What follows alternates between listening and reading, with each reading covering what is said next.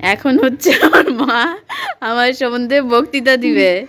হ্যাঁ দাও। একদম বাজে বাজে বাজে নোংরা হয়ে গেছিস তুই, 1-1.5 বছর একদম নোংরা হয়ে গেছিস, একদম লজ্জা সরম মান সম্মান বলতে তো কিচ্ছু নেই, সব ধুলাই মিশে গেছে। আর এই যে অঙ্গ বাচ্চা প্যান্ট পরে তুই হান বাজার যাচ্ছিস, তুই নিজস্ব একটা লজ্জা আছে?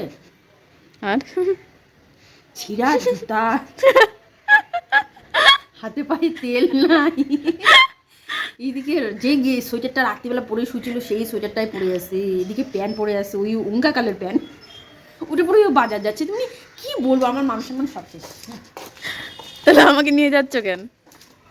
হ্যাঁ আমাকে নিয়ে যাচ্ছ কেন তাহলে? আমার ইচ্ছা নাই তোকে নিয়ে যা, আমার সঙ্গে তোকে কোন দিক থেকে মানাচ্ছি আমাকে বলতো। তো কি বলবা, কেউ যদি জানতে চায় এটা কি হয়, কি বলবা? মানে কাজের লোকের একটা স্ট্যাটাস থাকে, বাড়িতে যে মেয়েটে এগুলো থাকে না কাজে, তাদের একটা স্ট্যাটাস থাকে, তারা একটু ভালো হয়, সুন্দর সুন্দরী হয়, পরিষ্কার পরিচ্ছন্ন হয়। হ্যাঁ। তুই এত নোংরা। তারপর